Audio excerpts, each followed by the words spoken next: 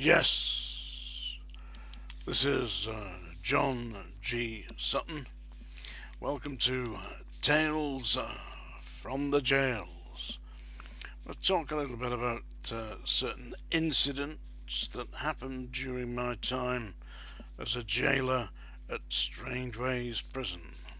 I'm going to tell you a little story here. I was working as a hospital officer actually in the main hospital inside Strangeways. And this particular day, we had a man come in with quite a bad ear infection. So it was decided that he needed to be seen by a specialist at Salford Royal Hospital. So the appointment was made at Salford Royal Hospital. Myself and another member of staff got this guy with the ear infection, the prisoner, cuffed him up and set off to Salford Royal Hospital. So gets to Salford Royal Hospital, which is about 2 miles, I would say, from Strangeways Jail. Just an ordinary taxi take us there as a production, 2 prison officers, myself and another prison officer. I was the hospital officer, you see. And took this guy into the reception area at Salford Royal Hospital. I said, "Oh no, you don't keep the prisoner here. Take him through into this other unit. And there's another waiting area that you can wait in there. So, and we'll get the doctor to come and see you, So I went in there. There's another little reception unit, and I went to see it's had all the documentation, from our doctors at Strangeways. So I went to the desk and spoke to the lady there. I said, "We've got a production here to see an ear specialist. He's got an ear infection, and from HMP prison, Strangeways, I said, "All right, just take a seat." So there were only 2 seats, in this pretty great waiting room. So I went and sat down, and my colleague sat down next to me, and this prisoner had to stand up next to us, So I don't think nothing about it, really. I mean, it didn't occur to me that there was anything wrong with this. So this receptionist came out from behind the desk where she was sitting, behind one of these glass things, Came out and said to me, actually, she said, "In this hospital," she said, "the patients sit down and the visitors stand up." I said, "What are you talking about?" I thought, cheeky bitch. So I said to her, "What are you talking about?" She said, "You've got to stand up and let the patient sit down." I said, "You do realise that this is a Home Office production, and that I am a prison officer, and that this is a prisoner, and that I am in charge of the escort, and basically, you're not. You are a receptionist." I said, "So if you go back, sit behind your desk, and do your work as a receptionist, I'll stay here with the prisoner and do my job as a prison officer." I said, "How about that?" "I am going to call for assistance." I said, "Stop." I said, "I've heard quite enough." And I had my hat on my head, so I took my hat off, and I said, "In future, do not speak to me, speak to the hat." So she was fuming at this, I don't think anybody had spoken to her like that. She obviously didn't get out much. So she starts blathering on. I said, "The hat, talk to the hat." She was absolutely flying. Anyway, 2 minutes later, 2 doctors came. Not 1 doctor, 2 doctors. I said, "Right, come with me." So, sure enough, they're there to see the doctors. So we took the prisoner. Myself, I wasn't cuffed up to him. This other fellow was. Took into the examination room, into the clinic room. And the doctor says, "Right, uncuff him." I said, "He's not being uncuffed. He's staying in the handcuffs." I said, "You're going to look at his ear, not his hands. Don't you get smart with me." I said, "Listen, if you don't want to see this inmate, this patient, this prisoner, then tell me. I said, and I will take him back to Strangeways. I said, but if you do want to see him and treat his ear, here, this is the man. He's here to be seen. But he is remaining in handcuffs. I said, for all I know, there could be some plot to help this man escape. I said, and as I am the officer in charge of this escort, it's my duty to make sure that that doesn't happen. So he is remaining in handcuffs. I said, if you don't want to see him, tell me now, we'll go back to Strangeways. Anyway, they looked at his ears, gave him some antibiotics, whatever it was, and some ear drops and all that. And off we went back to Strangeways in the transport. I get back to Strangeways, the chief officer says, Mr. Sutton, in my office now.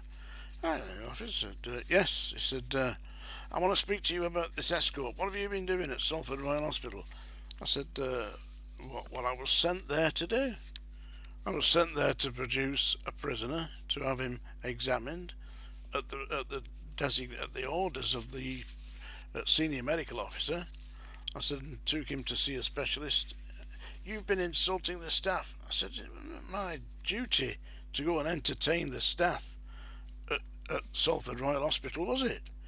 I was sent there to take a prisoner in handcuffs, a prisoner serving a long sentence from this secure prison into Salford Royal Hospital, get him seen by the specialist, whatever medication it was, get that and bring him back. I said, now which part of my duty did I not do? I said, but I'm not entertaining the staff. I said, and in the future, if the staff do decide that they're going to interfere in a Home Office production, I said, I might deal with it in a little less subtle way. Get out of my office. Yeah, I tell you, these senior officers, they were frightened of their own shadow. I personally couldn't give a shit. Right. Before I became a hospital officer, I was a basic discipline officer. That's somebody who wears a uniform, hat, big stick, got the keys, locking them up, slopping them out, banging them up, all the rest of it, yeah. And one particular day, I was sent on certain duties. I had to get travel warrants or something like that for... We were going on an escort out of the local vicinity. I had to get travel. So I had to go and see the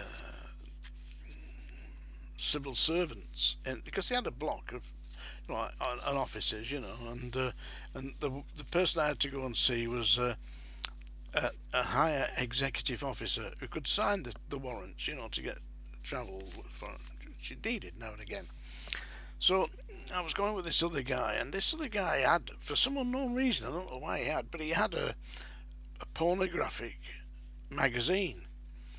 I think it was Danish or something like that. Have you ever seen these Danish magazines from the 1970s? The time was about 1976, 77, something like that. 77, I think.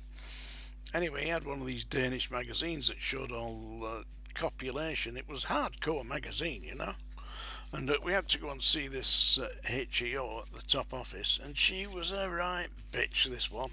I completely didn't like her, And for a joke, I said to this officer, I said, listen, this HEO, I said, she is absolutely mad on Manchester United Football Club. She's got pictures of Manchester United football players inside her office, because she was being an HEO, a higher executive officer in the civil service. She had her own office, and that's where she signed the documents and all that. And she was a right snooty bitch. She thought that prison officers were basically rubbing rags. Well, some of them might have been, Not a good idea to speak to me like that. So anyway, I said, we'll have a joke with her. I'll tell her that you've got a photograph of Danny Blanchflower or somebody like that, Georgie Best or whatever, and because she's mad on United, I said, would you like to see it? I said, and you pull out your porno mic and show one of them pictures. Pfft, he says, I'm up for that. So, seriously, we gets in the office, keeps us bloody waiting. We get in the office. I says to her, we need travel warrants for this, that, and the other. Oh, won't be a minute doing that. And I says, oh, football. I said, you like football? Yeah? Or I said, like Manchester United. Do you really? I said, it's funny that. I said, because my colleague here was just showing me a picture of Georgie Best playing at Manchester United. I said, do you want to show it to us? She said, do you want to see it? Oh, yes, she said, I'd like to see that.